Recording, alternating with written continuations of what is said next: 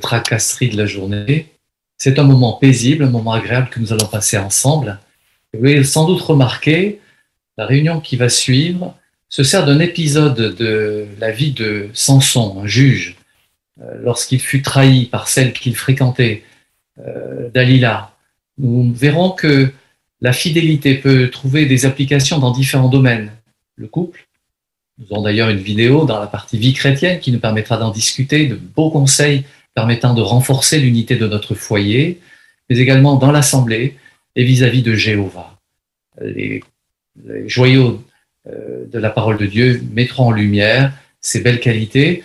Nous aurons aussi en début de mois l'occasion de voir la vidéo pour le premier contact. Nous aurons donc des idées très pratiques qui seront mises en valeur aussi par les sujets présentés par différents élèves. Et puis, l'étude biblique de l'Assemblée, pour conclure en beauté notre programme, reviendra sur cette belle qualité de Jéhovah, la façon dont il se montre un sauveur attentionné, bienveillant pour tous ceux qu'il aime, ce qui apparaîtra plus qu'évidemment, de façon plus qu'évidente, au moment de la grande tribulation. Voilà, le programme qui nous attend tout de suite. Eh bien, dégustons avec plaisir la première partie, les joyaux de la parole de Dieu, ayant pour thème la trahison, un acte méprisable. Frère Ronzo, nous t'écoutons.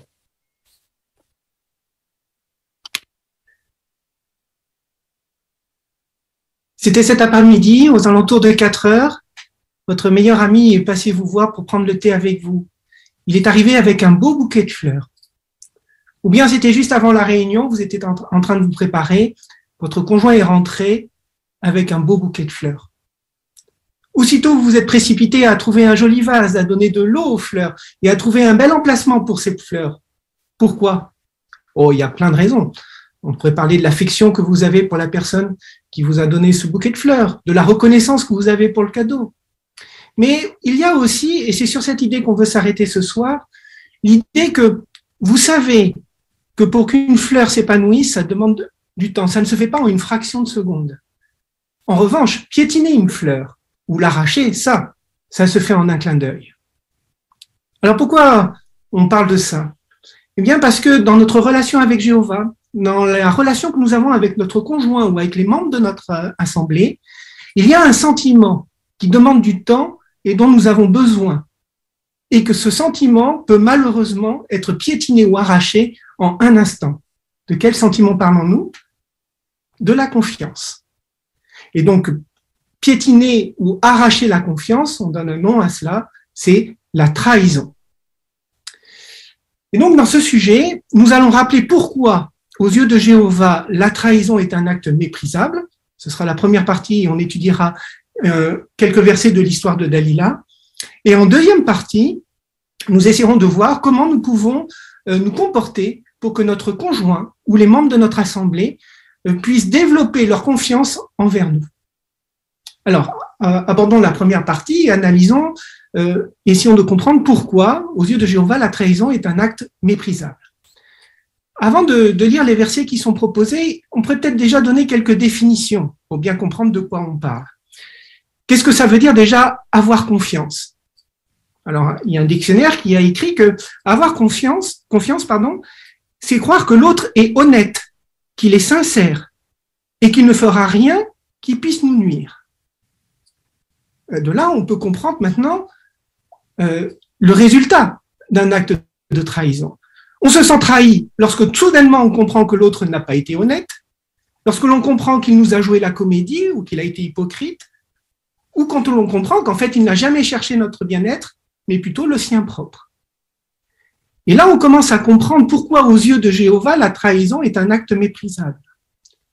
Et c'est bien de se rappeler que la trahison est un acte méprisable. Parce que dans le monde, malheureusement, la trahison est extrêmement répandue. Ça avait été annoncé par Jésus. En Matthieu chapitre 24, verset 10, Jésus avait annoncé « Beaucoup se trahiront les uns les autres ».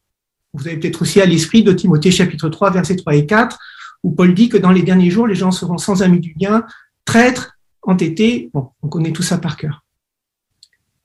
Et lorsque l'on se sent trahi, on essaie de discuter. On dit, mais c'est pas ce que j'attendais de toi. Et on est surpris de voir qu'en face, il y a tout un tas de justifications et d'arguments pour justifier l'acte de trahison. Pour eux, la trahison est justifiable. Pour Jéhovah, la trahison n'est pas justiciable. C'est bien un acte méprisable. Et nous allons tout de suite analyser l'histoire de Dalila en commençant par Juge chapitre 16, versets 4 et 5. Juge chapitre 16, versets 4 et 5. Après cela, il c'est Samson, tomba amoureux d'une femme qui vivait dans la vallée de Sorek. Elle s'appelait Dalila. Alors les seigneurs des Philistins allèrent la voir et lui dirent « Trouve une astuce pour savoir d'où vient toute cette force et comment nous pouvons prendre le dessus sur lui, le ligoter et le maîtriser. Si tu fais cela, nous te donnerons chacun 1100 pièces d'argent. » Alors que nous apprend déjà ce passage? On apprend que Samson est tombé amoureux d'une femme donc, qui s'appelait Dalila. Et quand on est en couple, quand on est marié, on sait que la confiance est un sentiment essentiel à notre épanouissement. Nous avons besoin d'avoir une confiance absolue envers notre conjoint. Et Dalila, qui voyait donc, qui comprenait bien que Samson était amoureux d'elle, savait, elle n'ignorait pas que Samson avait besoin de lui manifester une confiance absolue. Et puis voilà que les seigneurs des Philistins viennent voir Dalila. Pourquoi? Ils le lui disent clairement. Ils souhaitent prendre le dessus sur Samson, le ligoter, le maîtriser. Oui, mais comment faire? Et là, ils lui disent, trouve une astuce.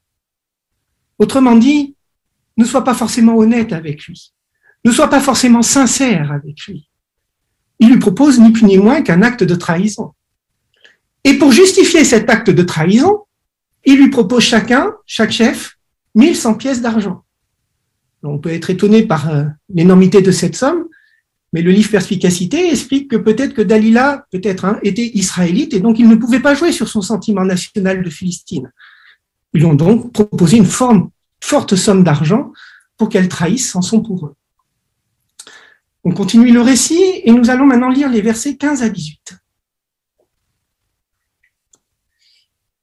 Elle lui dit alors, « Comment peux-tu dire que tu m'aimes alors que tu ne m'ouvres pas ton cœur? Cela fait 3 fois que tu te moques de moi et tu ne m'as pas dit d'où te vient toute cette force. » Comme elle le harcelait jour après jour et le poussait à bout, il fut lassé à en mourir. Il finit donc par lui ouvrir son cœur et lui dit, « Le rasoir n'est jamais passé sur ma tête, car je suis naziréen de Dieu depuis ma naissance. Si on me rase la tête, alors ma force me quittera, je deviendrai faible et je serai comme tous les autres hommes. » Quand Dalila comprit qu'il lui avait ouvert son cœur, elle se dépêcha de convoquer les seigneurs des Philistins en disant « Vous pouvez venir cette fois-ci, car il m'a ouvert son cœur. » Les seigneurs des Philistins vinrent donc chez elle, apportant l'argent promis.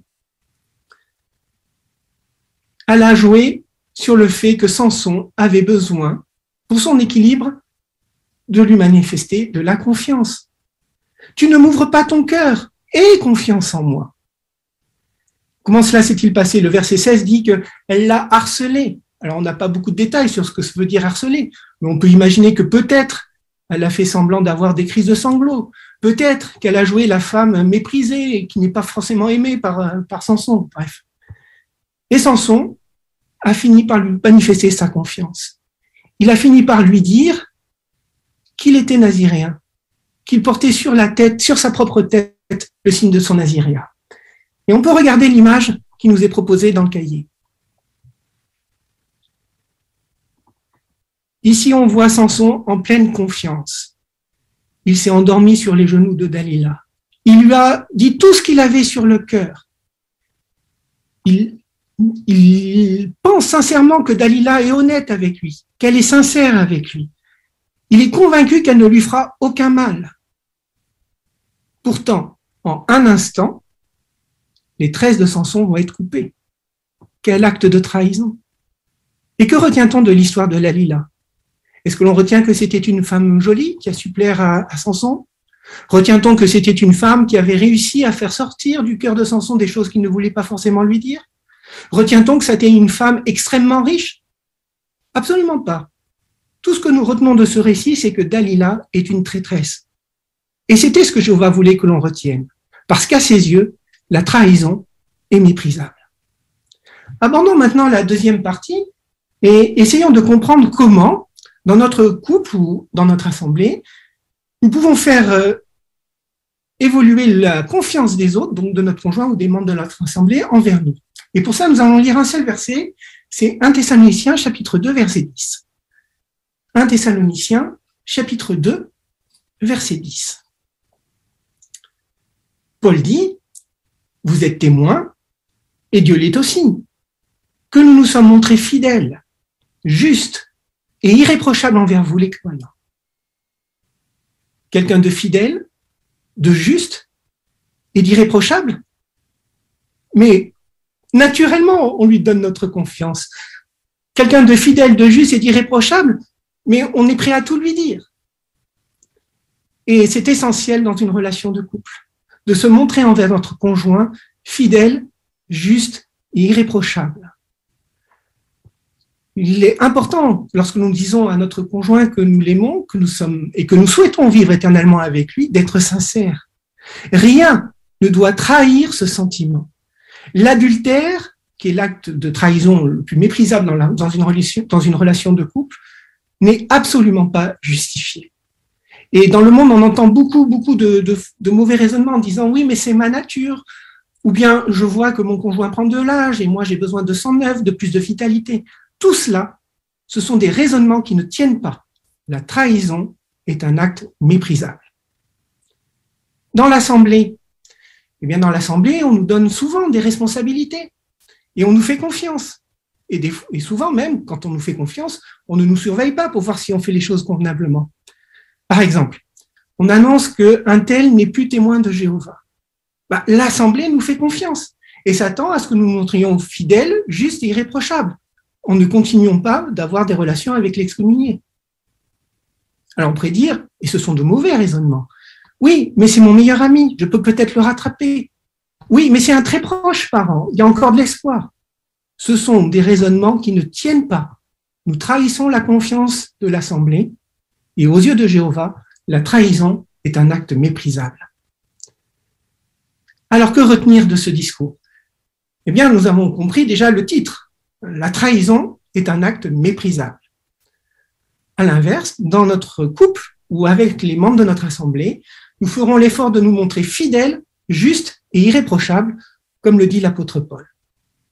Et pour finir, on peut ouvrir ce discours en rappelant que Jéhovah bénit ceux qui sont dignes de confiance. On va lire ensemble le psaume 18e, les versets 25 et 26. Alors, si vous regardez la suscription, c'est intéressant, on apprend que ce psaume a été écrit une fois que David a été délivré de la main de ses ennemis, et notamment de Saül. Et au verset 25 et 26, David chante « Avec l'homme fidèle, tu te montres fidèle. Avec l'homme intègre, tu te montres intègre. Avec l'homme pur, tu te montres pur. Mais avec l'homme tortueux, tu te montres astucieux. » De qui parlait ici David?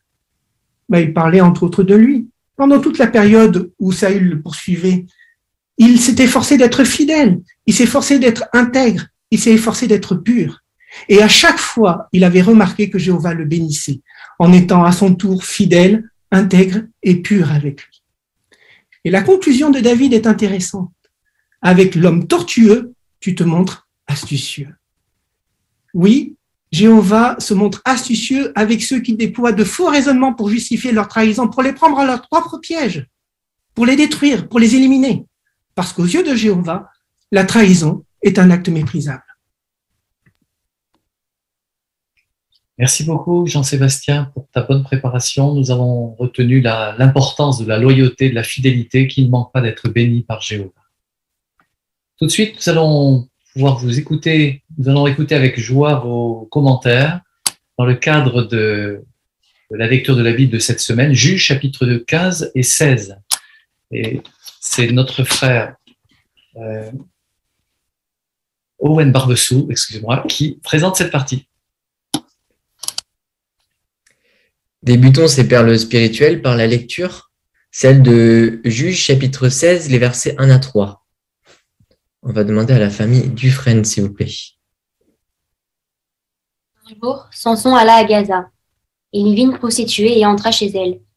On en informa les habitants de Gaza en disant « Samson est là ». Alors, ils l'encerclèrent et se mirent en embuscade toute la nuit à la porte de la ville. Ils restèrent tranquilles toute la nuit, car ils se disaient « Au lever du soleil, nous le tuerons ».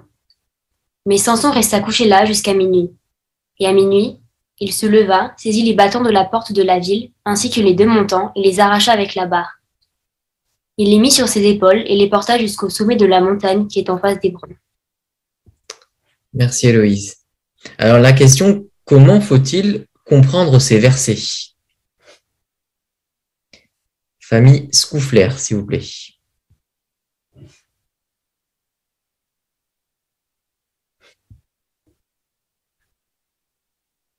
Vas-y. Ah oui. Alors, on voit que si c'est arrêté, enfin, on voit que Samson s'est arrêté chez une prostituée à Gaza, mais c'était dans le but de combattre les ennemis de Dieu. Il n'avait qu'une idée en tête, c'est poursuivre son objectif, sa lutte contre les Philistins. Alors, c'est pas une chose immorale qu'il faisait, c'était pour avoir un endroit pour se faire arrêter par la suite, parce qu'il avait un but bien précis et on savait qu'il avait l'approbation de Dieu. Et grâce à la force que Jéhovah lui a donnée, il a pu accomplir ce qu'il a fait après par la suite. Très bien, merci beaucoup. Famille Ali. Oui, son séjour est raconté dans les mêmes termes que celui des espions chez Rahab. Les mots « il la vit » en parlant de la prostituée indiquent que lorsqu'il vit une femme de ce genre, il sut où est-ce qu'il pourrait passer la nuit. En fait, il cherchait une occasion de s'en prendre aux Philistins, comme ça a été dit. Il avait l'intention de transformer toute action intentée contre lui en occasion d'agir contre les Philistins. Très bien, merci beaucoup Fabien. Pour ces précisions, ça nous permet de bien comprendre l'intention qu'il avait à ce moment-là. Alors, une question un peu plus personnelle. Quelle perle spirituelle as-tu tiré de la lecture de la Bible de cette semaine en rapport avec Jéhovah, la prédication ou un autre sujet? Sœur Balza, s'il te plaît. Oui, au chapitre 16, verset 17, il est dit que le rasoir n'est jamais passé sur la tête donc de Samson et en réalité, la force de Samson ne résidait pas littéralement dans ses cheveux. Ses cheveux représentaient tout simplement les relations spéciales qu'il entretenait avec Jéhovah en qualité de naziréen. Le fait d'être rasé avait temporairement mis fin à son naziréat. Il n'avait plus l'esprit de Jéhovah, temporairement. Et voilà pourquoi nous accordons une grande valeur à nos relations avec Jéhovah et même temporairement, on ne veut surtout pas les compromettre. Très bien, merci Dominique d'avoir expliqué ce symbole et d'avoir fait un lien. Sœur Tukoula Alison, s'il te plaît. Oui, moi je me suis arrêtée donc dans le chapitre 15, le verset 5 et 6, donc la trahison de Dalila pour de l'argent. Ça m'a fait vraiment réfléchir et ça m'a fait penser en fait à la situation de nos frères et sœurs russes. Alors c'est pas dans le cadre d'un couple, mais ça reste une marque d'amour, car malgré les pressions qu'ils subissent pour renoncer à leur foi, malgré toutes les propositions, les coups qu'ils prennent même pour livrer des frères et sœurs et les obliger à donner des noms, eh bien ils tiennent bon, ils nous restent fidèles, mais surtout ils restent fidèles à Jéhovah. Et grâce à leur bel exemple, ça nous rappelle en fait d'une part l'importance de rejeter l'avidité et d'autre part notre priorité qui doit toujours être l'amour qu'on a pour Jéhovah et pour nos frères et sœurs. Merci Alison pour cette réflexion personnelle. Sœur Barbesou Mélanie. On voit notamment en Juge chapitre 16 et le verset 15 que Dalila fait du chantage affectif à Samson. Elle lui dit « Comment peux-tu dire que tu m'aimes alors que tu ne m'ouvres pas ton cœur ?» Et pour faire une application un peu plus moderne, ça m'a fait penser aux femmes dont les maris ont des responsabilités dans l'assemblée. C'est important de garder la confidentialité et au contraire de la respecter, au contraire de Dalila. Et donc, ça nous montre vraiment que l'important, c'est de préserver nos relations avec Jéhovah et non pas de satisfaire notre curiosité. Très bien, merci pour ce commentaire pratique. Sœur Rodriguez, Lisa. Je suis arrêtée sur Juge chapitre 15, le verset 19, où Samson est sans force et donc il retrouve des forces après avoir bu un peu et on dit il reprit courage. Et ça fait penser que des fois, quand on est découragé, déjà, les publications nous invitent à vérifier de notre nourriture, notre repos, donc déjà notre bien-être physique. Et on sait également qu'on peut des fois être découragé spirituellement. Et là aussi, on peut reprendre des forces spirituelles en étudiant, en priant, en lisant plus la Bible. Très bien, merci beaucoup pour ce lien. Sœur Talzak, Marianne.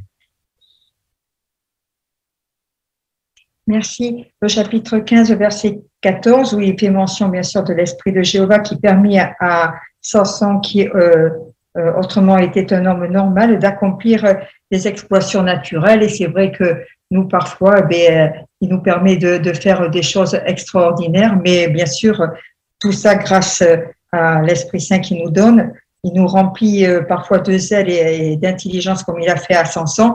Et ce qui était intéressant dans une publication, on le sait très bien, mais bon, qu'ils n'avaient pas du tout l'espérance céleste et pourtant, ils étaient envahis de zèle et de courage. Très bien, merci Marianne. Famille Van der Bor. Oui, dans Juge 15, verset 11, on voit 3000 hommes de Juda qui viennent en fait capturer Samson pour le livrer aux Philistins. Et on voit que ce qui les a poussés à faire cela, c'est la peur, parce qu'il dit « Tu sais bien que les Philistins dominent sur nous ». Alors qu'il y avait quand même des raisons de voir que Samson était utilisé par Jéhovah justement pour libérer les Israélites de ce poids des Philistins. Donc cela nous fait rappeler que la peur peut nous faire avoir un regard qui n'est pas spirituel. Et il va y en avoir des situations où on aura sûrement des raisons d'avoir peur dans l'avenir. Donc tout de suite, de prier Jéhovah de nous aider à rester prudents, mais tout en ayant vraiment une vision spirituelle des choses. Très bien, merci beaucoup Pierre. Là aussi, c'était pratique. Sœur Jouando. Oui, Juge chapitre 16, le verset 28. Samson était conscient que il a compromis les relations qui existaient entre lui et Jéhovah. Et pourtant, même dans cette situation-là, il a demandé à Jéhovah de l'aider. Il a dit à Jéhovah, s'il te plaît, fortifie-moi, souviens-toi de moi. Donc, il peut arriver que nous aussi, nous compromettons l'offrande que nous avons faite à notre personne, à Dieu. Comment nous allons faire? On peut imiter Samson en suppliant Jéhovah et reconnaître les raisons véritables de notre chute et nous repentir, et Jéhovah ne manquera pas de nous écouter. Merci beaucoup Virginie. C'était un très beau lien aussi. Famille Serre. Juge chapitre 16, verset 3, l'exploit de Samson quand il arrache les portes de la forteresse de Gaza. C'était donc de grandes portes déjà. Gaza est au niveau de la mer. Il va se déplacer à 60 km de là et à 900 mètres d'altitude. C'est donc un exploit inouï, incroyable. Mais nous avons des efforts à fournir, des fois des situations qui nous paraissent compliquées, pour lesquelles nous ne savons pas toujours comment nous y prendre. La force de l'Esprit de Jéhovah peut nous aider. Il peut nous rendre forts aussi quant à l'homme que nous sommes intérieurement. Très bien, merci beaucoup Jean-Louis. On a envie d'être forts comme tu en parles. Merci beaucoup à tous pour vos commentaires qui nous ont vraiment fait du bien ce soir encore. Merci beaucoup Owen, merci à vous tous pour votre bonne préparation. Une partie de cette lecture sera réservée à un exercice. C'est frère Ali Fabien qui va nous proposer la lecture de Juge chapitre 16, versets 18 à 31. Nous t'écoutons, s'il te plaît. Très bien. Quand Dalila comprit qu'il lui avait ouvert son cœur, elle se dépêcha de convoquer les seigneurs des Philistins en disant « Vous pouvez venir cette fois-ci, car il m'a ouvert son cœur. » Les seigneurs des Philistins vinrent donc chez elle, apportant l'argent promis. Elle l'endormit sur ses genoux, puis elle appela un homme et lui fit raser les 7 tresses de sa tête. Après cela, elle commença à le maîtriser, car sa force le quittait. Alors elle cria « Samson, les Philistins sont là !» Il se réveilla et dit « Je m'en sortirai comme les autres fois, et je me dégagerai. » Mais il ne savait pas que Jéhovah n'était plus avec lui. Alors les Philistins le capturèrent et lui crevèrent les yeux. Puis ils le firent descendre à Gaza et l'attachèrent avec 2 chaînes en cuivre. Et dans la prison, on lui faisait moudre le grain. Mais après avoir été rasé, les cheveux de sa tête commencèrent à repousser. Un jour, les seigneurs des Philistins se réunirent pour offrir un grand sacrifice à Dagon, leur dieu, et faire une fête, car ils disaient « Notre Dieu nous a livré Samson, notre ennemi ». Quand les Philistins virent l'idole, ils louèrent leur Dieu et dirent « Notre Dieu nous a livré notre ennemi, celui qui a ravagé notre pays et qui a tué tant d'hommes parmi nous. » Comme ils étaient d'humeur joyeuse, ils dirent « Qu'on fasse venir Samson pour qu'il nous divertisse. » On fit donc sortir Samson de la prison pour qu'il les divertisse. On le plaça entre les colonnes. Alors Samson dit au garçon qui le tenait par la main, « Fais-moi toucher des mains les colonnes qui soutiennent le temple, pour que je puisse m'appuyer contre elles. » Or le temple était rempli d'hommes et de femmes. Tous les seigneurs des Philistins étaient là, et sur le toit, il y avait environ 3000 hommes et femmes qui regardaient Samson les divertir. Alors Samson supplia Jéhovah, « Souverain Seigneur Jéhovah, souviens-toi de moi, s'il te plaît, et fortifie-moi, s'il te plaît, rien que cette fois-ci, ô Dieu, et que je me venge des Philistins pour l'un de mes deux yeux. » Alors Samson s'appuya contre les deux colonnes du milieu qui soutenaient le temple. Il posa sa main droite sur l'une et sa main gauche sur l'autre. Samson cria « Que je meure avec les Philistins !» Il poussa alors de toutes ses forces et le temple s'écroula sur les seigneurs et sur tous les gens qui s'y trouvaient. C'est ainsi qu'il tua plus de monde à sa mort qu'il n'en tua pendant sa vie. Plus tard, ses frères et toute la famille de son père descendirent récupérer son corps. Ils l'emportèrent et l'enterrèrent entre Zorah et Eshtaol dans la tombe de son père, Manoah. Samson avait jugé Israël pendant 20 ans. Merci beaucoup, Fabien. C'était une lecture très intéressante que tu nous as proposée. Tu avais le point numéro 10 sur la modulation à manifester. Et on a retrouvé dans la partie qui suggère de varier le volume, dans la dernière phrase, ce que tu as veillé à rendre. Diminue le volume de ta voix pour créer un certain suspense ou pour traduire de l'inquiétude ou de la peur. Et il y avait en effet des épisodes qui te permettaient de rendre, de restituer les émotions de cette lecture. Et c'est important parce que on imagine un père de famille qui transmet des leçons à ses enfants par une lecture avec eux. On imagine une discussion biblique où une lecture bien faite va toucher le cœur. Merci pour tes efforts à cet égard. La deuxième partie de notre réunion, Applique-toi au ministère, va débuter maintenant. Elle va être en 3 parties sur une introduction de nos discussions. D'abord, nous allons voir une vidéo, ce sera suivi par 2 sujets. Cette vidéo a pour thème, premier contact, Dieu se soucie de nous. Nous aurons quelques questions à vous poser, à tout de suite.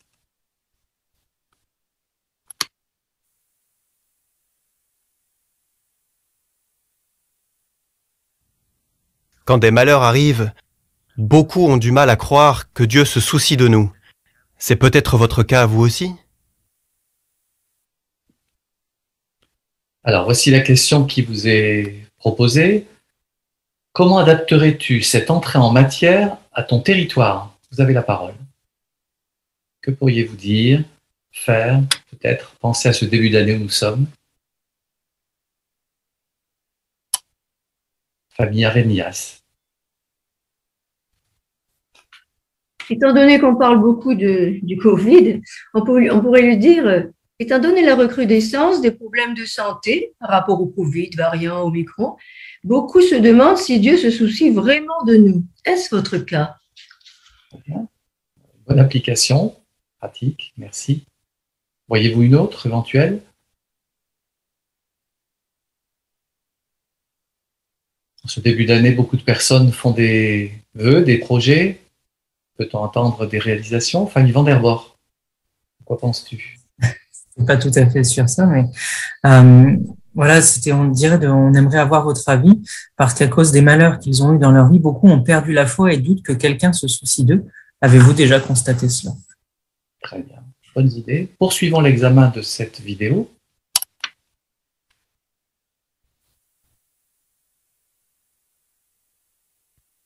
Très franchement, oui.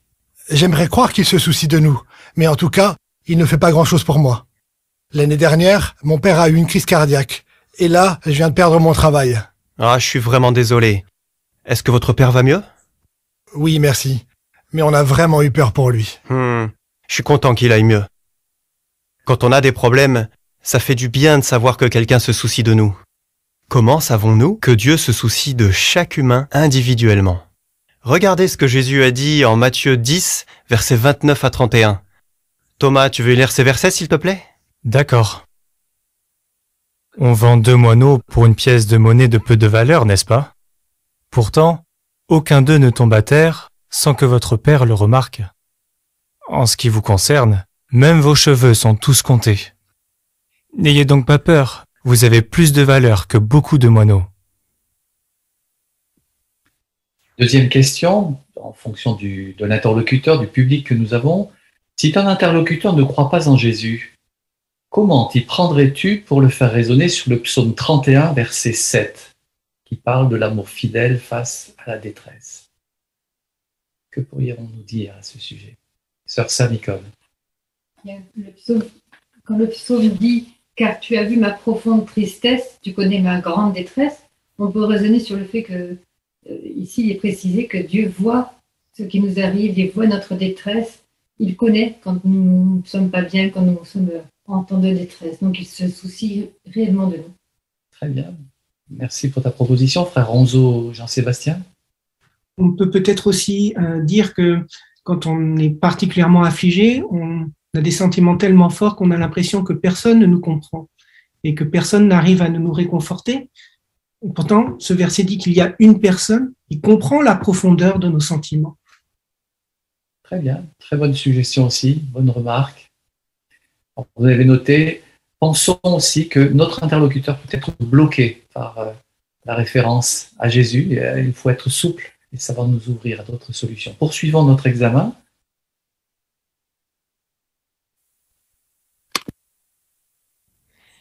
Merci. Donc, à quel point est-ce que Dieu nous connaît? Il compte les cheveux de notre tête? C'est ça, impressionnant, non? Oui. Donc, si Dieu va jusqu'à compter nos cheveux, il doit à plus forte raison se soucier de nous et de nos difficultés. Oui, effectivement. Cela dit, on pourrait se demander comment Dieu nous aide à supporter nos difficultés. Ça pourrait faire l'objet d'une prochaine conversation. Alors, troisième question, comment t'y prendrais-tu pour proposer une publication de la panoplie d'enseignants? Ça peut être aussi une issue à notre discussion. Que faire? Quelle publication utiliseriez-vous?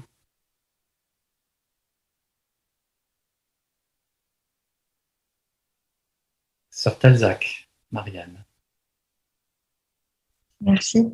La brochure Vivez pour toujours, la deuxième leçon, la Bible donne l'espoir d'un avenir meilleur, parce que quand il est fait mention des malheurs, et là justement c'est le deuxième paragraphe, donc quel avenir elle nous promet la Bible, que bientôt il y aura plus les malheurs, les larmes, la mort, la maladie, tout cela va disparaître grâce à Dieu.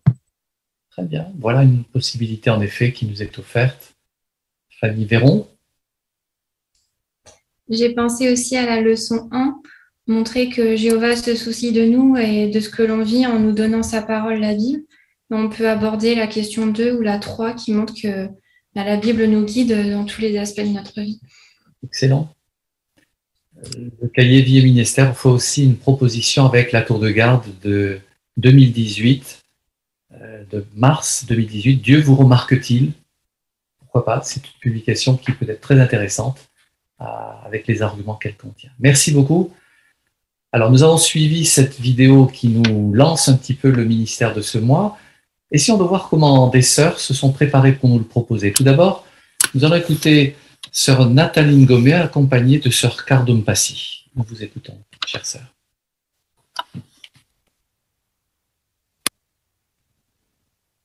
Bonjour Madame Passy, je suis Madame Ngomé, Nathalie. On ne se connaît pas. Je vous appelle dans le cadre de mon activité bénévole. Alors généralement, quand les malheurs arrivent, beaucoup ont du mal à croire que Dieu se soucie de nous. Est-ce que c'est aussi votre cas? Oui, honnêtement, j'aimerais vraiment croire que Dieu se soucie de nous, mais franchement, je vous dis, avec tout ce qu'on voit aujourd'hui, ce qui se passe, le virus, c'est vraiment, ça fait trop mal. Et là, actuellement, ma fille est hospitalisée, ça fait beaucoup de choses. Ok. Je suis désolée pour cette situation. Est-ce que votre fille va mieux? Ça va un peu mieux. Merci. Et cela me réjouit énormément parce que je sais que ce n'est pas facile. Et quand on a des problèmes, ça fait du bien de savoir que Dieu se soucie de nous. Alors, comment savons-nous que Dieu se soucie de chaque humain individuellement? Alors, je ne sais pas, vous avez déjà entendu parler de Jésus. Donc, et je vais vous lire la parole, c'est-à-dire ce qu'il a écrit, ce qu'il a dit dans le livre de Matthieu chapitre 10, versets 29 à 31. Il est dit, « On vend 2 moineaux pour une pièce de monnaie, de peu de valeur, n'est-ce pas? Pourtant, aucun d'eux ne tombe à terre sans que votre Père le remarque. En ce qui vous concerne, même vos cheveux sont comptés. N'ayez donc pas peur, vous avez plus de valeur que beaucoup de moineaux. » Alors, d'après cette lecture, à quel point Dieu nous connaît? Je veux dire qu'il compte les cheveux de notre tête. Ah bon? Eh oui. Ça m'étonne. Wow. Eh oui. Vous n'êtes pas la seule à avoir cette réaction. Pour beaucoup de personnes, cela semble impossible. Elles peuvent même douter, car pour nous, les humains, cela est démesuré. Impressionnant, n'est-ce pas? Ah oui.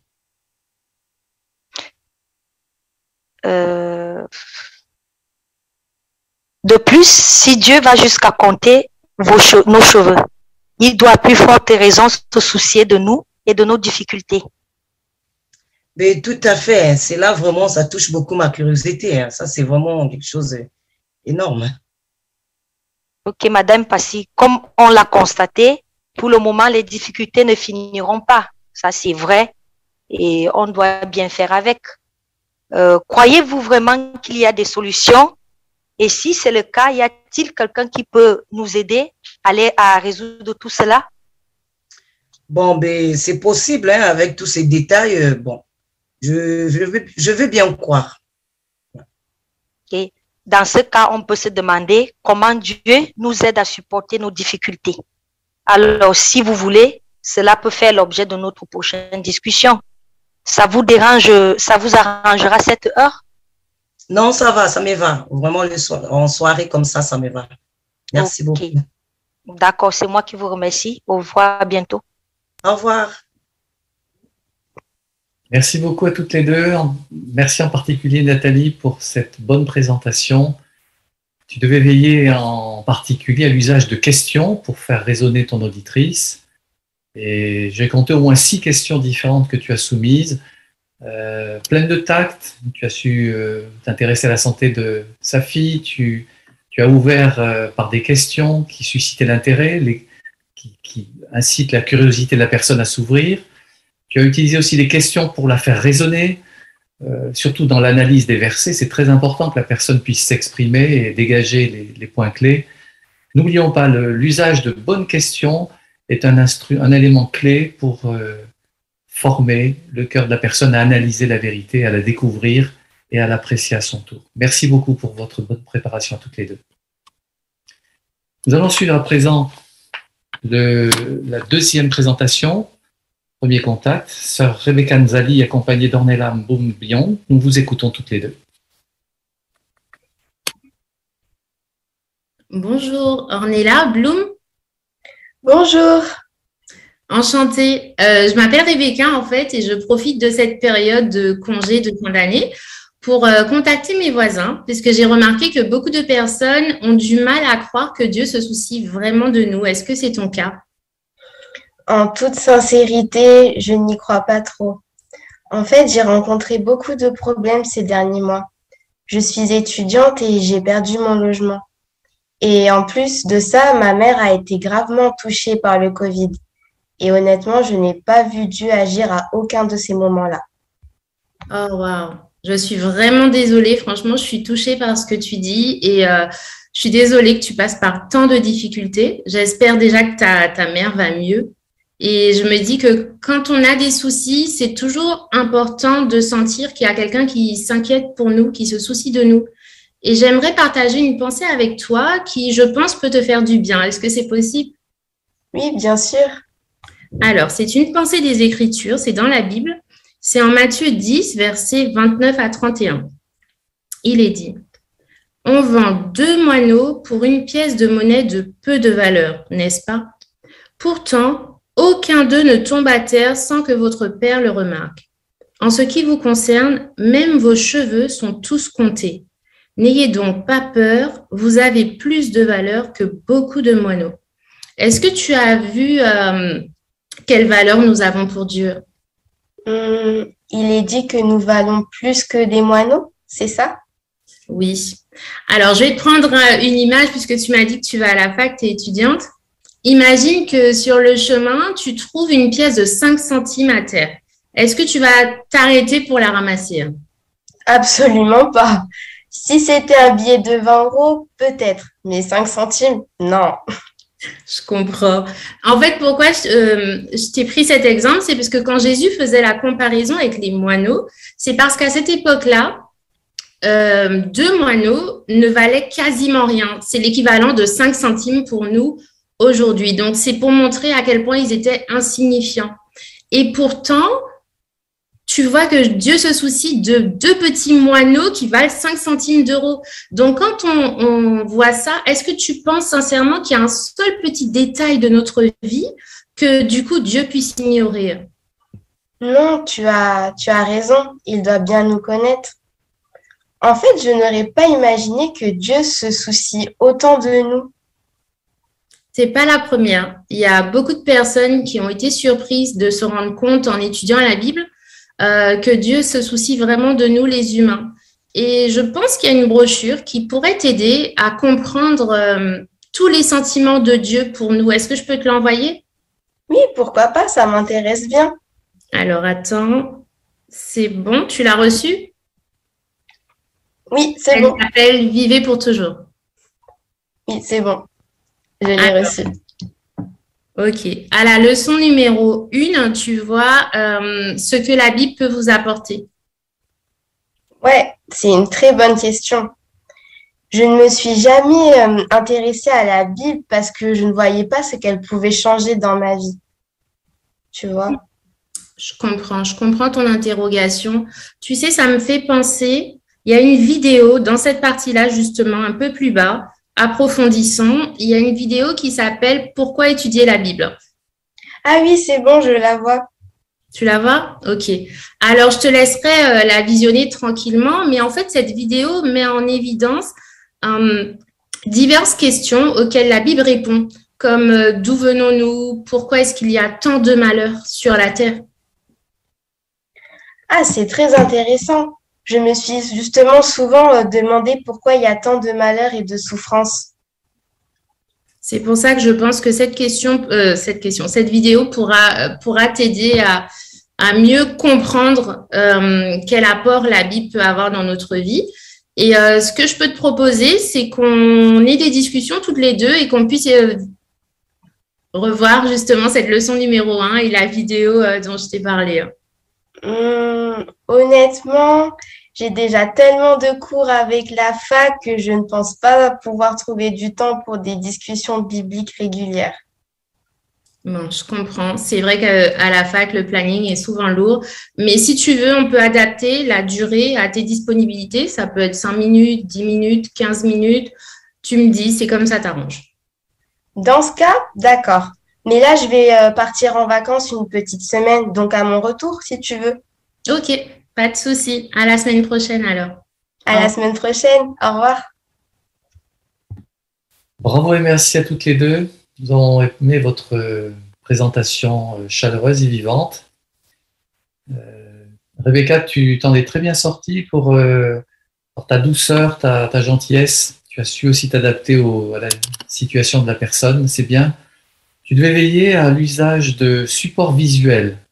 Alors, non seulement tu as utilisé une image que pouvait imaginer la personne, la pièce de 5 centimes, pour illustrer l'intérêt que je apporte aux humains, mais tu as veillé aussi à utiliser ce qui est très important dans notre ministère, les outils, la brochure que tu as envoyée à la personne, la vidéo que tu l'as invité à regarder, de sorte que ces outils puissent être des instruments de travail, de réflexion, que la personne puisse avancer. Et tu l'as fait avec beaucoup d'adresse. Merci beaucoup. C'est important également d'utiliser cette pensée. Nous ne voudrons pas l'oublier dans notre ministère cette semaine. Merci à tous les participants. Nous allons à présent passer à la troisième partie de notre programme, Vie chrétienne. Le cantique 131, intitulé « Ce que Dieu a uni », on va parler là du mariage, permettra d'introduire cette partie. Nous allons la chanter avec beaucoup de joie.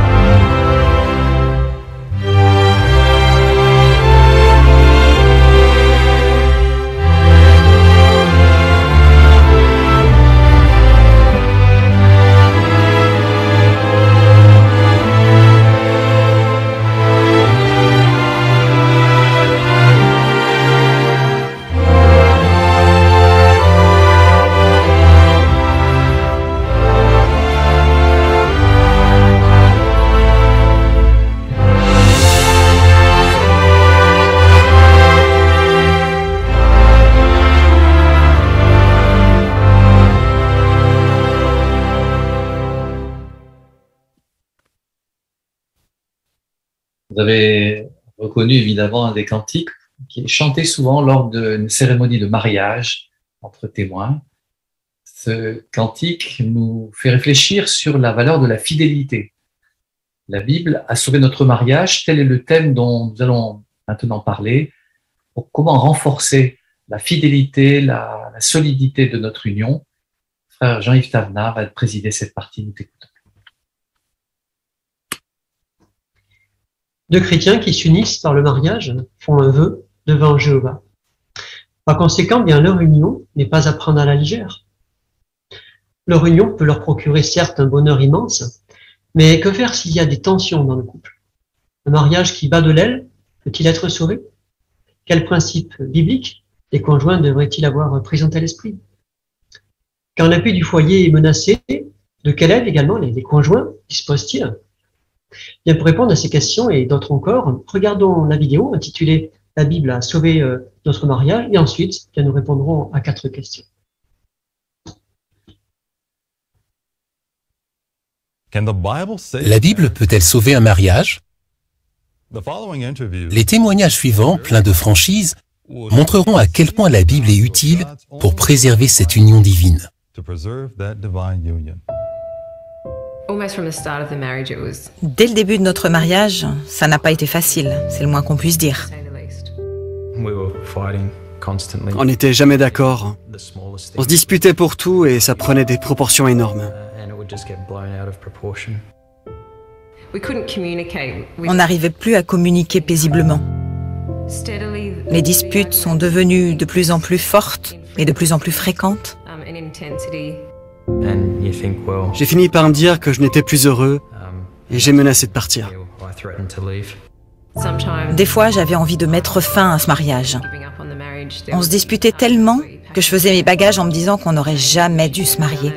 Ça finissait en insultes. On ne tenait pas compte de Jéhovah dans notre mariage, alors que c'était le seul moyen pour que ça marche. Un couple qu'on connaissait depuis longtemps a d'abord proposé d'étudier la Bible avec nous. Ils nous ont invités à leur culte familial. On a mangé ensemble et on a fait la tour de garde. Faire le culte familial avec eux nous a vraiment aidés. On n'étudiait pas seulement les principes bibliques, on voyait comment ce couple les appliquait dans leur vie.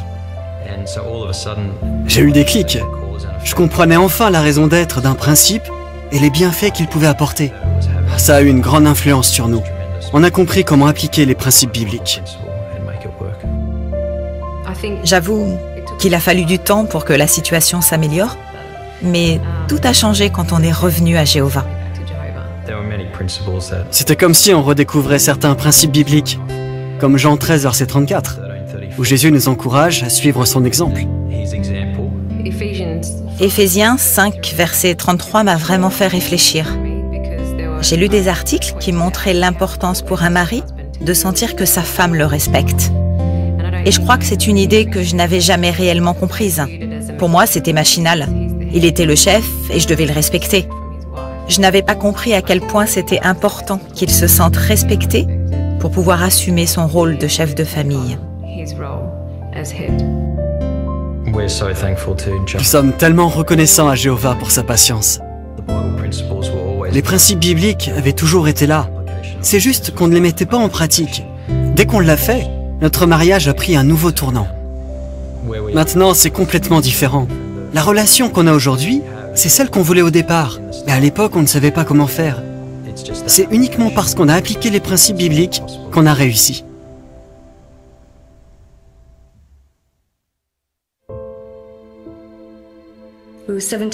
On avait 17 ans quand on s'est rencontrés et on s'est mariés à 20 ans. Tout allait bien pour Tony et moi. On était heureux.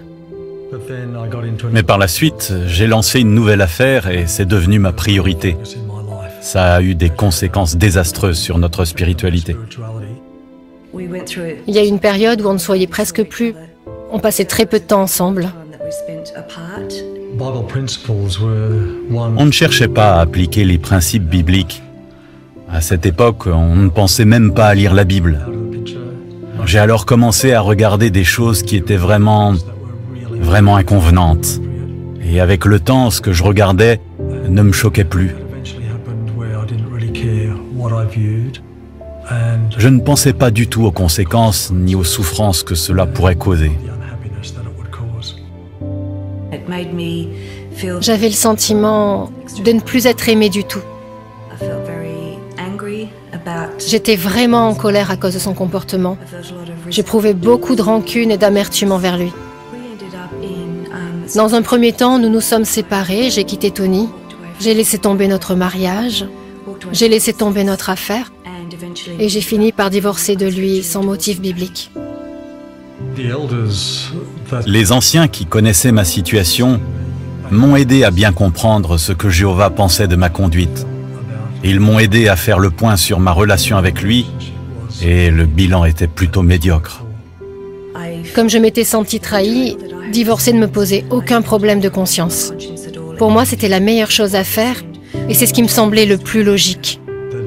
Pendant ma lecture de la Bible, je me suis arrêté sur Amos 5, verset 15. Ce verset m'a beaucoup touché parce que je devais haïr ce qui est mauvais et aimer ce qui est bon. J'ai été touchée par un verset de Malachie qui explique ce que Jéhovah pense du divorce. Il a fallu 15 ans pour qu'on se retrouve.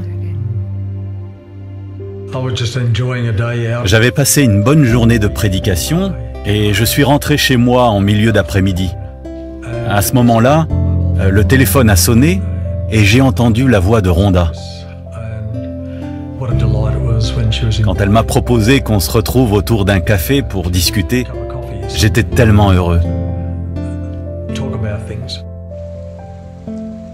Si je ne m'étais pas tourné vers la Bible, si je n'avais pas appris à aimer la parole de Dieu, rien n'aurait changé dans ma vie. Sans la Bible, Tony et moi, on ne serait pas ensemble, on ne se serait jamais réconciliés. Aujourd'hui, nous sommes de véritables amis. Nous aimons passer du temps ensemble et servir Jéhovah côte à côte.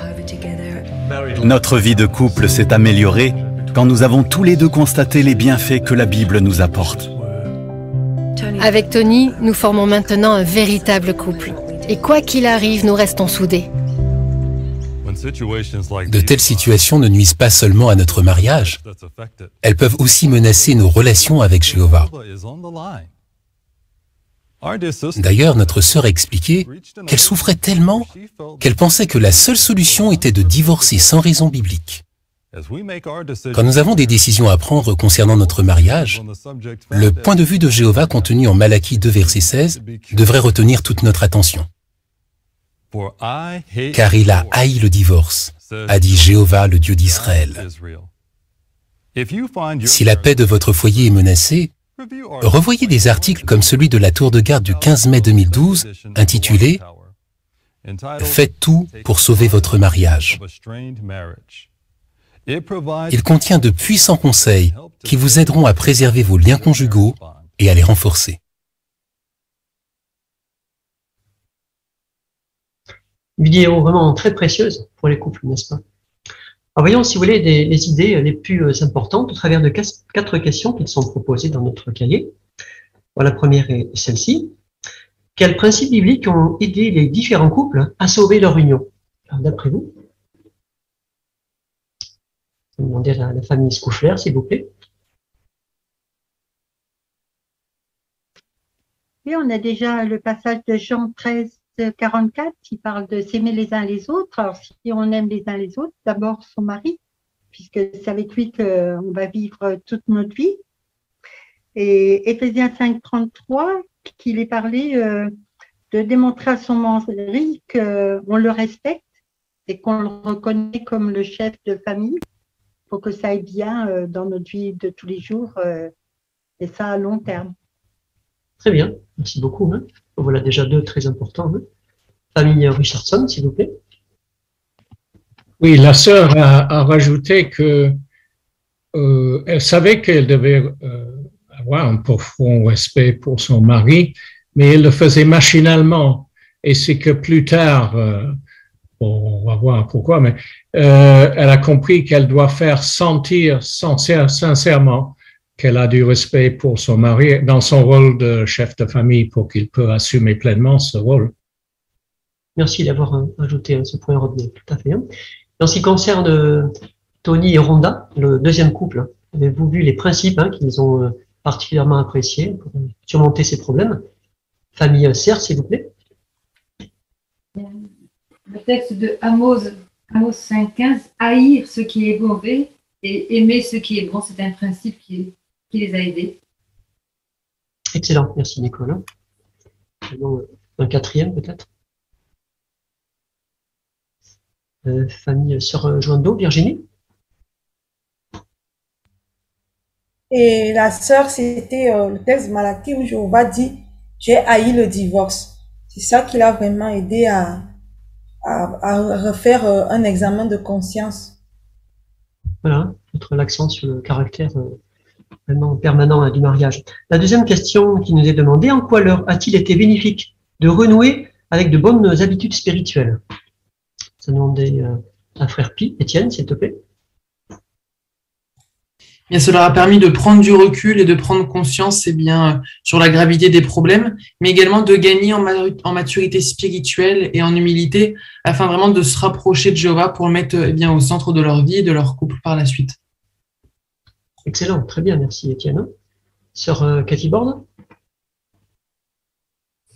Oui, notamment pour le premier couple, je crois. Quand ils ont commencé à être invités par l'autre couple pour voir un petit peu, refaire le point sur certains versets bibliques et tout. En fait, on voit qu'il comprenait bien les versets bibliques, mais en fait, comment faire?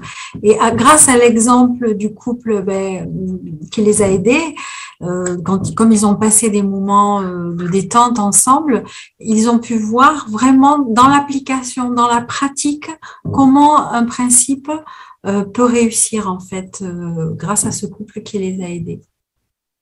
Tout à fait, voilà. Les connaissez, ces principes, et les appliquez pas. Hélas, on connaît mais qu'on n'applique pas, il n'y a pas d'utilité, c'était vraiment dommage. La troisième question est celle-ci. Pourquoi les couples ne doivent-ils pas renoncer à résoudre leurs problèmes conjugaux maintenant? Mon frère et sœur Alexis Dufresne. Bien, on voit que le point de vue de Jéhovah est important, et si on veut préserver notre relation avec lui, il nous faut tenir compte de ce qu'il dit, et on voit en Malachie chapitre 2 verset 16 qu'il déteste le divorce. Tout à fait, exactement, tout à fait. Frère Ronzo, Jean-Sébastien. Oui, et puis en appliquant les principes bibliques, on peut avoir une vie de couple heureuse, et les deux couples ont fini par avoir une vie de couple heureuse. C'est ça, hein? Très bien. Famille Arignas, s'il vous plaît.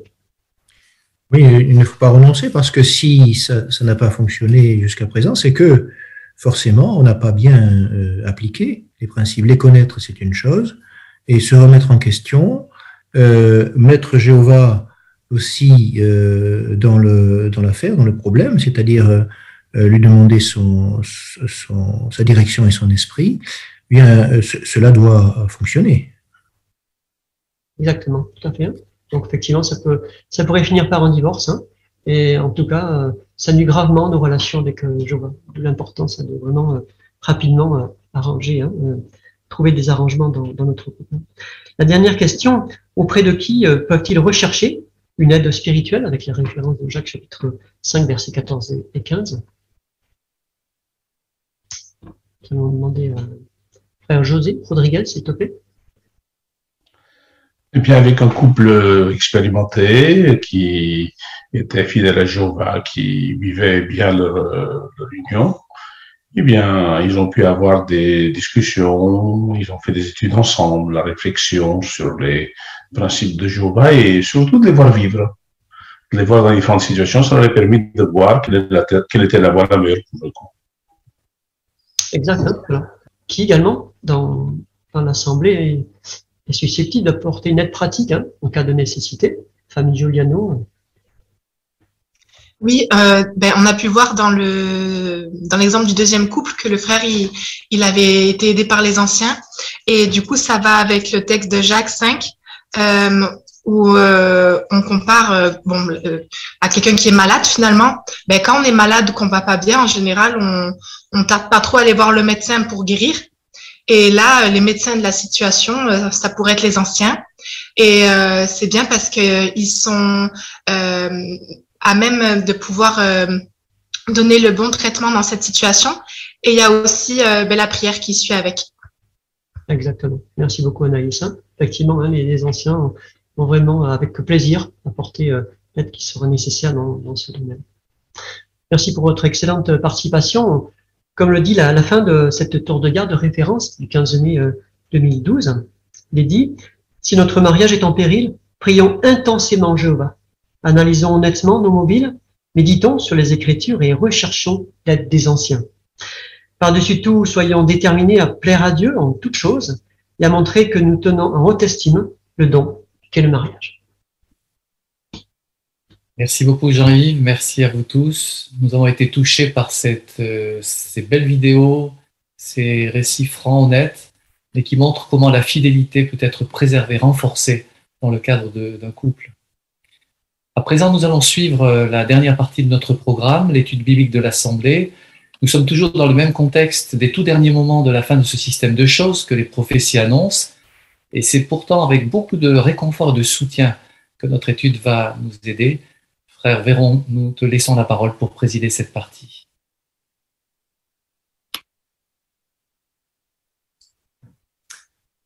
Alors, comme il nous l'a été rappelé, hein, on poursuit dans le chapitre 18, « Ma fureur s'embrasera ».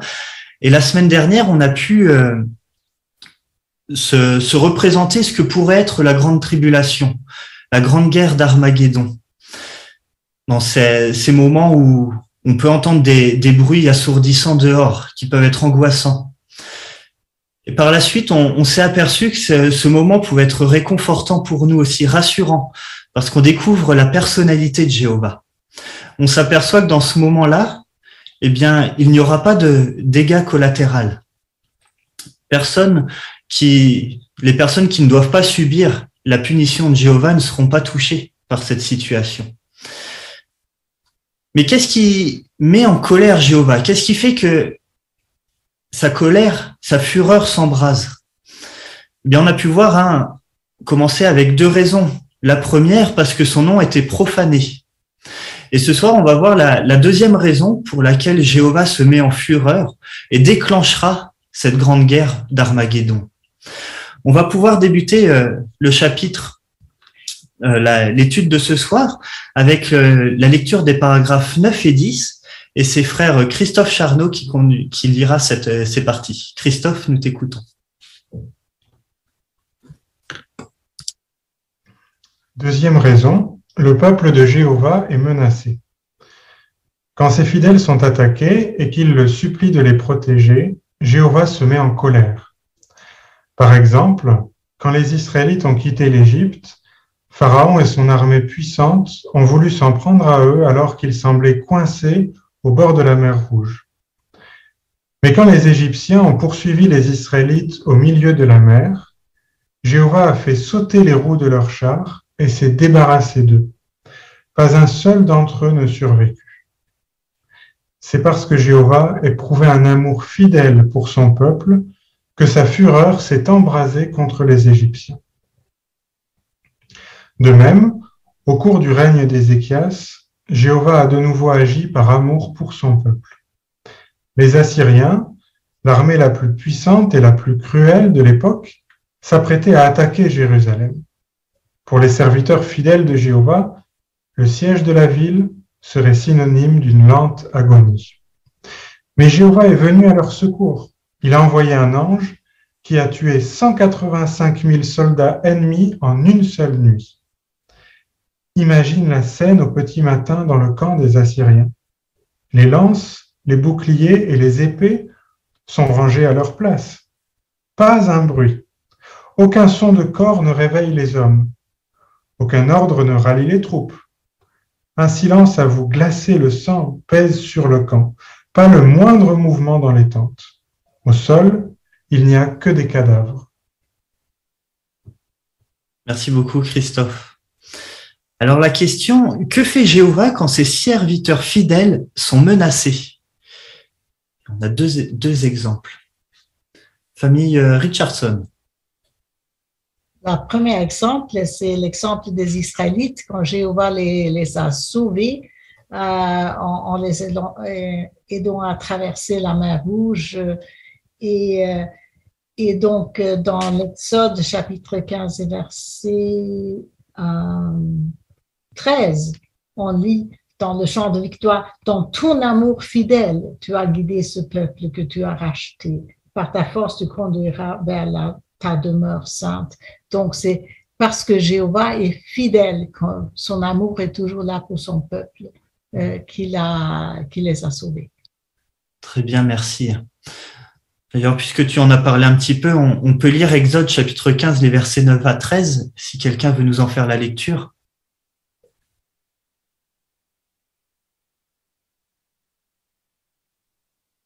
Sœur Borde Cathy.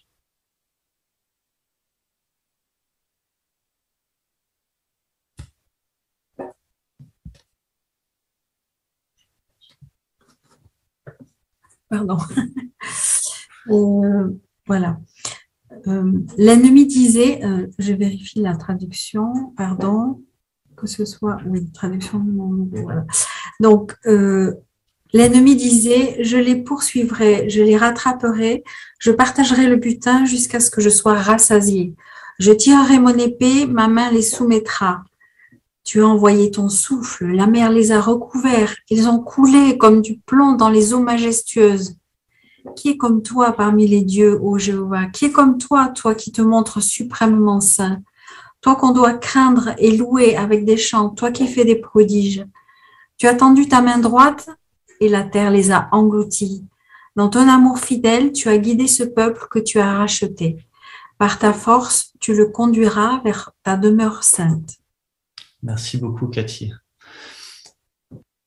Alors, on peut le rappeler, hein, qu'est-ce qui a guidé Jéhovah dans le fait d'aider les Israélites? Frère Rodriguez. Nous avons lu que c'est son amour fidèle qui était en cause. En effet, Jéhovah était très attaché à son peuple. Et ça montre même à quel point Jéhovah était,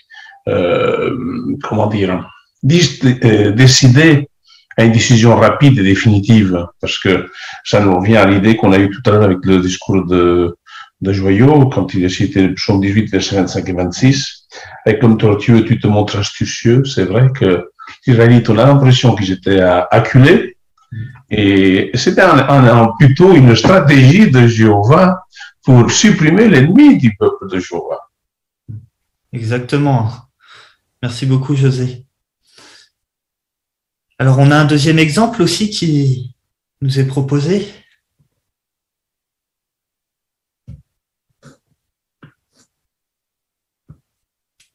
Famille Arénias.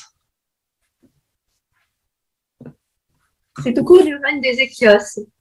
Les Assyriens étaient là, c'était une armée vraiment extraordinaire, cruelle, puissante. Et ils avançaient toujours, ils attaquaient, ils gagnaient toujours. Et pour les serviteurs de Dieu, qui étaient là assiégés, c'était, comme il est dit, synonyme d'une longue agonie. Et ils ont eu très peur, mais Jéhovah, après qu'ils aient prié, Jéhovah a envoyé un ange, et en une nuit, 185 000 soldats ennemis ont péri. C'était quand même quelque chose d'extraordinaire, hein, de voir ça le matin. Plus d'Assyriens, ils étaient tous par terre, tous morts. Voilà, c'était vraiment, Jéhovah a fait quelque chose d'extraordinaire. Très bien. Merci beaucoup, Michel. Sœur Surville ou le Galet. D'ailleurs, le texte de 2 Rois 19, 34-35 précise bien pourquoi Jéhovah agit comme ça.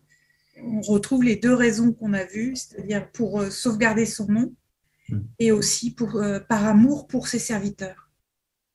Très bien. Sœur Jean Vion.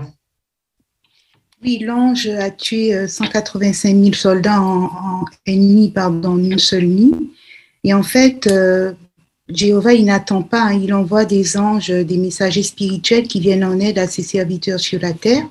En effet, le psaume 34, le verset 7, dit que l'ange Jéhovah campe autour de ceux qui le craignent et les délivre. Et c'est très rassurant de savoir ça. Très bien, merci beaucoup, Mylène. Famille Tavna. Dans les deux situations, Jéhovah a un petit peu agi en dernière limite. Hein. Pour les Égyptiens, eh bien, c'est quand ils étaient acculés devant la mer Rouge que Jéhovah a intervenu. Et pour les Assyriens, eh bien, ils étaient assiégés depuis pas mal de temps. Et c'était un moment où justement les Assyriens allaient les affamer, hein, physiquement, et puisqu'il manquait de nourriture. Mais c'était la dernière limite aussi où Jéhovah, eh bien, il a intervenu, montrant ainsi l'occasion à ses serviteurs de mettre toute leur confiance au pouvoir salvateur de Jéhovah. Très bien, merci.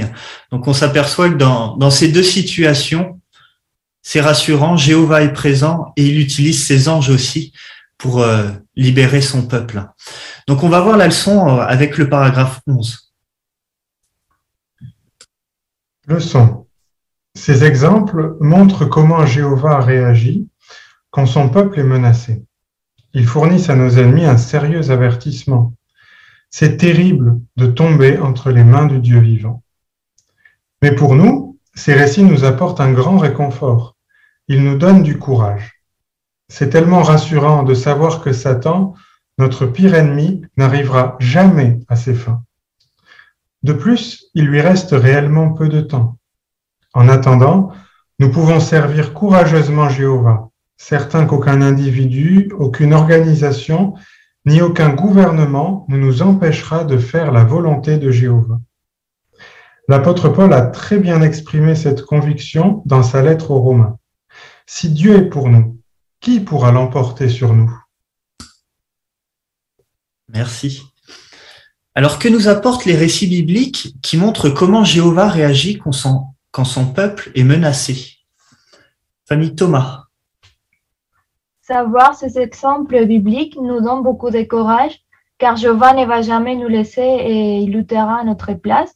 Et c'est pour cela que nous ne devons pas avoir peur de Satan et de son monde. Très bien, merci beaucoup. Famille Dufresne.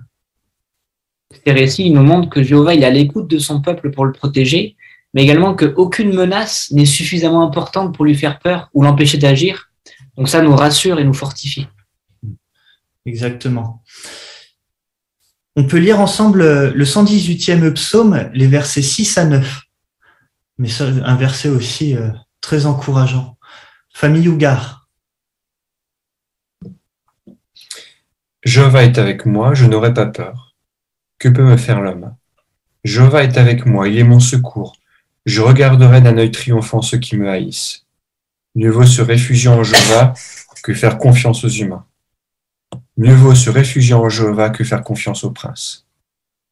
Merci beaucoup. Alors, que trouvez-vous de réconfortant dans ce passage?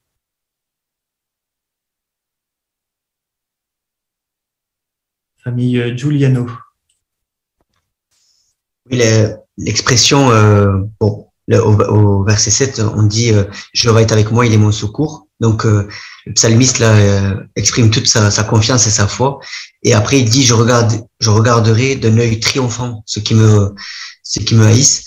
Donc, on voit si on essaie de s'imaginer ou de nous imaginer, avec cet œil triomphant, un œil brillant, convaincu que l'avenir est serein pour nous. C'est une belle image qu'utilise là le psalmiste. Donc, ça évoque une image de sérénité malgré ce qui peut se passer autour. Très bien. Merci beaucoup, Julien. Sœur Rodriguez, Lisa. Et puis, en général, les gens qui veulent nous faire peur, ils veulent aussi nous faire croire qu'on est tout seul, qu'il n'y a personne qui va nous venir en aide. Et ce texte nous montre qu'eux, ils ne le voient peut-être pas, mais nous, on sait que si on a Jéhovah de notre côté, eh bien, on n'a pas à avoir peur et Jéhovah sera toujours là pour nous. Bien, merci, c'est vraiment rassurant. Sœur Balza. Oui, ces récits sont vraiment rassurants. C'est vrai que les événements à venir peuvent nous faire peur. Mais comme il est dit dans le verset, je n'aurai pas peur, et ça fait penser à ce qui a été dit dans un discours, une personne avec Jéhovah égale majorité écrasante. Très bien. Donc, ce qui montre vraiment qu'on n'est pas seul dans cette situation qui pourra peut-être être pénible. On va voir avec le paragraphe 12, pourquoi la colère de Jéhovah s'enflamme. S'il te plaît, Christophe. Pendant la grande tribulation, Jéhovah protégera son peuple, tout comme il l'a fait quand les Égyptiens ont cerné les Israélites et quand les Assyriens ont assiégé les Juifs dans Jérusalem. Parce que Jéhovah nous aime profondément, sa colère s'enflammera quand nos ennemis essaieront de nous éliminer. Les gens qui seront assez stupides pour s'en prendre à nous toucheront en quelque sorte à la prunelle des yeux de Jéhovah. Sa réaction ne se fera pas attendre. Elle sera rapide et définitive. Ce sera une terrible hécatombe. Mais quand Jéhovah laissera éclater sa colère contre ses ennemis, ils ne pourront pas dire qu'ils n'auront pas été prévenus. Pourquoi? Merci. Alors, pendant la grande tribulation, pourquoi la colère de Jéhovah s'enflammera-t-elle? Sœur Enzali, Rebecca. On a vu qu'à chaque fois que la colère de Jéhovah s'est enflammée, c'est quand son peuple a été pris d'assaut, les Israélites et aussi les Juifs par les Assyriens. Et là, ça va être pareil. Quand ils vont essayer de s'en prendre à nous, comme Jéhovah nous considère comme la prunelle de ses yeux, comme il est dit, c'est à ce moment-là que sa colère s'enflammera et il voudra nous protéger. Merci, Rebecca. Quand on pense à cet exemple, la prunelle, quand on a quelque chose qui arrive dans l'œil, quelle est la rapidité de réaction?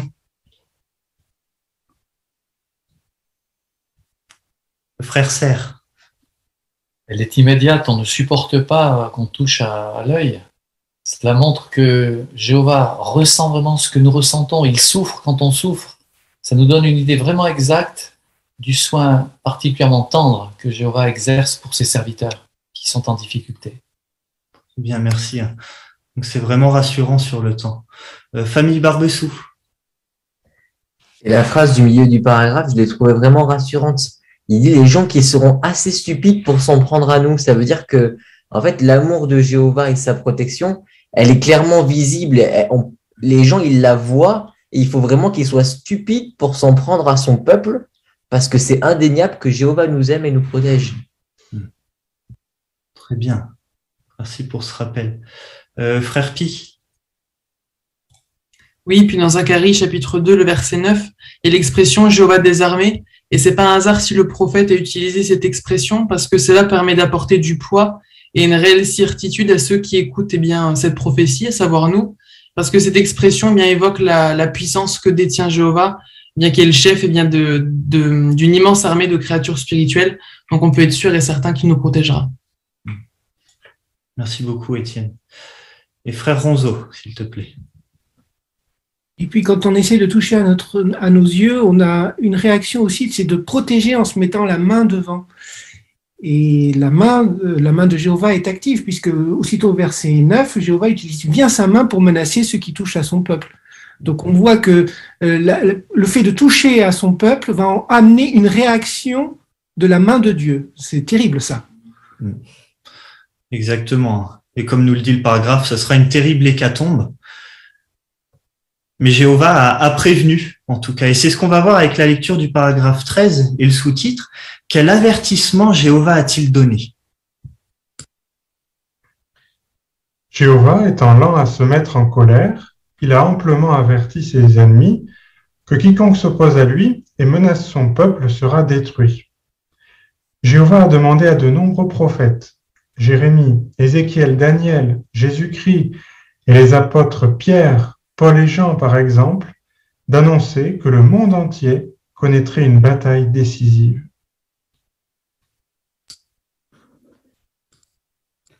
Alors, quels avertissements Jéhovah a-t-il donné? Et on peut s'aider de l'encadrer un 18a. Jéhovah annonce une grande bataille. Alors, quels avertissements Jéhovah a-t-il donné à l'humanité?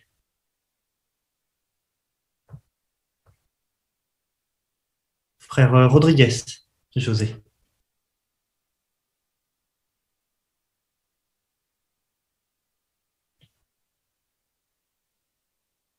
Il y a eu différentes époques. Il y a eu l'époque d'Israël, où des prophètes, comme nous sommes en train de le lire là, ont averti Jéhovah. Ézéchiel, Jérémie, Daniel sont des personnages qui ont joué un grand rôle au 1er siècle, avant la destruction de Jérusalem. Pour la deuxième fois, c'est Jésus et les apôtres qui ont joué ce rôle. Et à notre époque, ce travail est fait par les témoins de Jéhovah qui diffusent toutes sortes d'informations, des publications, un site internet qui permet d'avoir des informations pleines sur plein de choses. Donc, c'est extraordinaire le travail qui se fait et la prédication qui continue à se pratiquer, même par Zoom. Donc, c'est remarquable ce que Jéhovah fait. Exactement. Jéhovah prévient l'humanité. Donc, ils ne pourront pas dire qu'ils n'étaient pas au courant. Et on va voir des dispositions, concrètement, avec la lecture des paragraphes 14 et 15. Christophe, s'il te plaît. Jéhovah a fait écrire ses avertissements dans sa parole. Il a aussi fait en sorte que la Bible devienne le livre le plus traduit et le plus diffusé de tous les temps. Il a mobilisé sur la terre entière une armée de prédicateurs qui aident bénévolement leurs contemporains à se réconcilier avec Dieu et qui les avertissent de l'imminence du grand jour de Jéhovah. Il donne à ses serviteurs la motivation nécessaire pour traduire des publications bibliques dans des centaines de langues et pour passer chaque année des centaines de millions d'heures à parler des promesses et des avertissements contenus dans sa parole. Si Jéhovah a pris toutes ces dispositions, c'est parce qu'il ne veut pas que même un seul soit détruit, mais il veut que tous parviennent au repentir. Quel privilège de parler au nom de notre Dieu patient et plein d'amour et de participer même si ce n'est que dans une petite mesure, à la proclamation de son message. Par contre, pour tous ceux qui refusent de prêter attention à ces avertissements, le temps est compté. Merci beaucoup, frère Charnot, pour ta bonne lecture et ta bonne préparation. Alors, quelles dispositions Jéhovah a-t-il prises et pourquoi? Famille Javouret. Jéhovah a pris de nombreuses dispositions. Entre autres, il a fait mettre par écrit tous ses avertissements dans sa parole, la Bible. Et la Bible est aussi le livre qui est le plus traduit, le plus diffusé. Bien, merci. Voilà un moyen. Famille Dubois.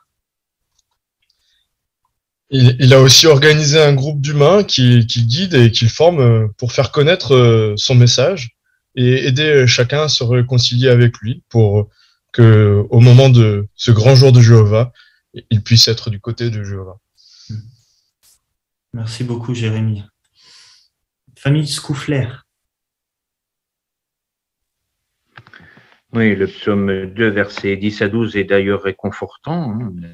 Jéhovah montre qu'il désire que les rois et les juges deviennent perspicaces, qu'ils se réfugient en lui, selon le verset 12, et qu'ainsi ils puissent servir celui qui a fait toutes choses, à savoir Jéhovah, le craindre et se réjouir effectivement dans son service. Donc c'est une invitation et aussi une mise en garde pour toutes les personnes. Très bien. Famille Naïbo ou Pierre. Oui, parce que cette œuvre, elle est colossale. Jéhovah ne se contente pas de nous attribuer cette tâche, il nous donne également la motivation et l'énergie nécessaire pour qu'on puisse parler de lui, de sa parole, et aussi traduire en des centaines de langues la Bible et les publications. Merci beaucoup, Raïssa. Donc, on note ici vraiment toutes les dispositions que Jéhovah a prises et on rappelle pourquoi il a pris ces dispositions. On peut s'aider de Pierre. Famille Ougar. Il a pris ces dispositions parce qu'il aime les humains. C'est bien de rappeler peut-être ce point parce que on pourrait se penser, au vu de toutes les atrocités qui sont commises, on parle aussi de la stupidité de ceux qui allaient s'en prendre au peuple de Dieu. On pourrait penser que c'est par vengeance que Jéhovah le fait, mais non, on insiste bien que c'est vraiment par amour qu'il le fait. Exactement. Sœur Talzac. Pour Jéhovah, on est tous ses enfants et quand un enfant ne veut pas obéir à ses parents, qu'est-ce qu'il veut? Il veut pas détruire son enfant. Il veut justement qu'il prenne en compte les avertissements de son papa. Pourquoi? Mais parce qu'il veut qu'il arrive à se repentir, à se redresser pour pouvoir revenir à son papa et qu'il ne le punisse pas sévèrement. Merci beaucoup, Marianne. Du coup, lorsqu'on voit les qualités de Jéhovah, cet amour qu'il a pour les personnes, qu'est-ce que ça va nous pousser, nous, à faire aussi?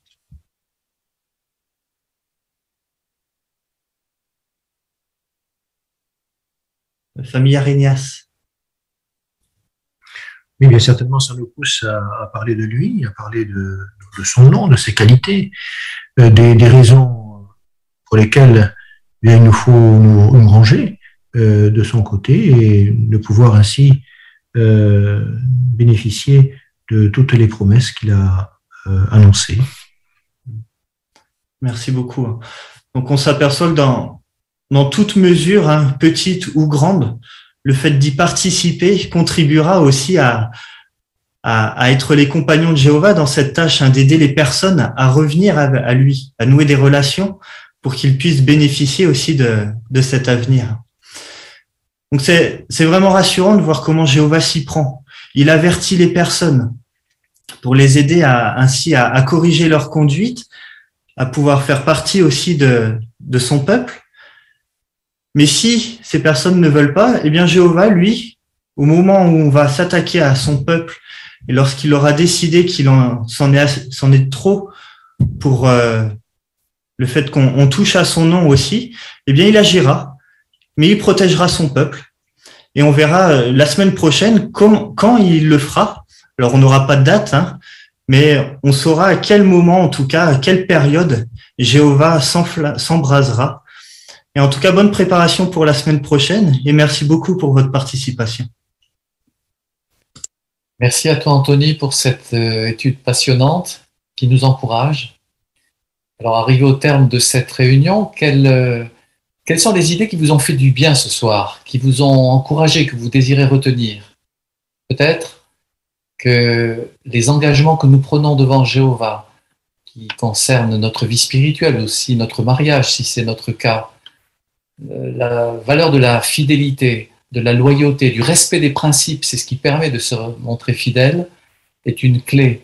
Et nous voudrons sans doute méditer sur cet objectif. Peut-être aussi avons-nous pris des notes concernant la présentation de nos discussions ce mois avec les personnes dans notre ministère. Nous voudrons être zélés sous ce rapport. Et enfin, les points qui viennent d'être évoqués, l'attitude bienveillante de notre Sauveur Jéhovah, la façon dont il prend soin des humains et dont il préservera ceux qui lui seront fidèles au moment de son intervention. Que devons-nous envisager pour la semaine prochaine? Vous avez sans doute jeté un coup d'œil sur le programme. Il met en évidence les conséquences de la désobéissance. Nous verrons que parfois, des chrétiens se sont éloignés de Jéhovah, mais même s'ils se sont fourvoyés, ont abandonné ses principes, il leur est possible de renouer avec celui-ci. Nous verrons des récits bibliques qui en montrent la valeur, avec un personnage assez méconnu, appelé Michée, qui a commis plusieurs erreurs. Nous tirerons parti de son exemple. Et puis, il y aura une petite vidéo très agréable pour les enfants, dans le rôle de l'éducation des enfants. Comment ceux-ci peuvent-ils obéir à leurs parents?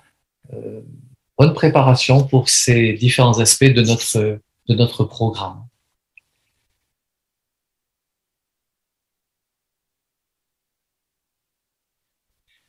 Le moment est venu de nous séparer, ou du moins de conclure notre programme.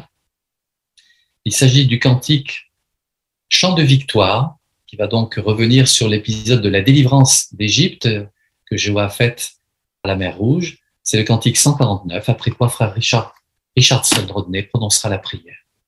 Cantique 149.